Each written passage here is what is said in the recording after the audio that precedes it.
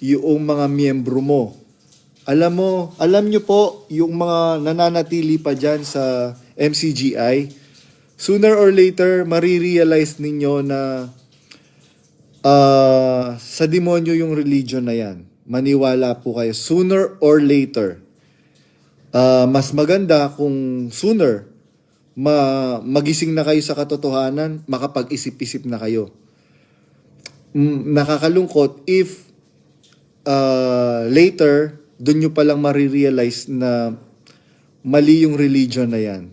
Alam nyo po, kung po pwede ko lang pong sabihin sa inyo lahat ng mga alam ko ngayon, talagang mawiwindang kayo sa malalaman po ninyo. Dahil, alam nyo, merong nagtanong sa akin, sabi niya, saan na tayo ngayon? Saan tayo dadalo? Sabi ko, wala na tayong dadaluhan. Basta magbasa tayo ng Biblia, basta makinig tayo sa pangangaral ni Brother Eli na sa tingin natin, ikakabuti natin, and gumawa tayo na mabuti.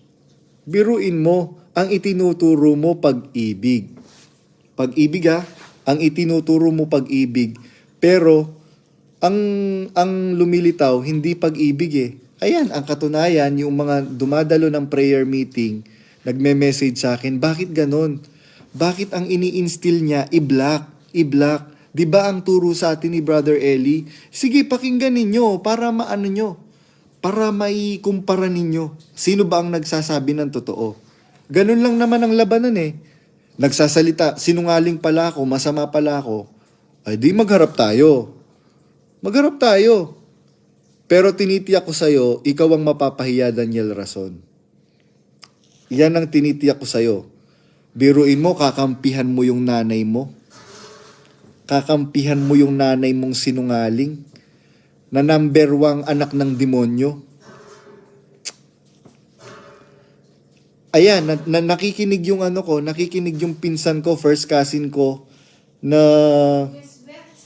ano po?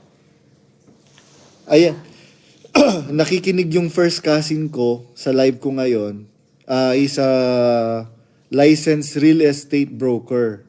So, alam niya yung pasikot-sikot regarding dyan sa mga pagbebenta ng property. Alam niyo po, nung tinanong niya ako, sabi ko, wala akong dinitali sa kanya kasi meron akong iniingatan karangalan. Noon. Pero noong hindi nyo iningatan yung karangalan ko at pinagsisira nyo ako sa kapatiran, sa tingin nyo ngayon, iingatan ko pa yung karangalan ninyo, tapos gagamitan nyo ako ng talata na ilaban mo ang iyong usap, huwag mong ihahayag ang lihim ng iba. Sino bang naghahayag ng lihim ng iba? Ihahayag nyo yung lihim ko. Actually, kahit ihayag nyo yung lihim ko, wala naman akong kailangang itagong lihim. Wala akong kailangang itagong lihim. Kasi unang-una, hindi naman ako leader ng isang relihiyon. Kaya ikaw, Daniel Rason, nakikita ko, isa ka sa mga number 1 lalangoy sa impyerno. Yan ang totoo. Napakasinungaling mo. 'Di ba? Sinasabi, ginagamit-gamit mo pa ang Biblia. Tapos, minamali mo naman. Minamali mo naman yung laman. Maliwanag lang naman. Maliwanag naman ang nakasulat sa Biblia. Kayo'y sa inyong amang dyablo at ang nais ng inyong ama, ang ibig ninyong gawin. Siya'y isang mamamatay tao, buhat pa ng una. Doon pa lang patay ka na Doon pa lang tumba ka na Alam niyo po ba, ang pagpatay, hindi lang po physical killing. Yung character assassination is a form of killing. Mas matindi pa po yung character assassination kesa sa physical killing.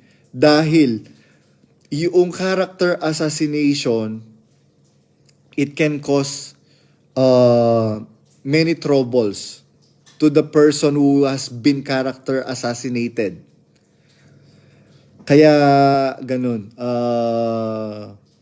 Ako, hindi naman ako natatakot na halimbawa, ipa-deport nyo ako, ipakulong nyo ako. Alam nyo, pagka pinakulong nyo ako, pinadeport nyo ako, lalo lang mabubuk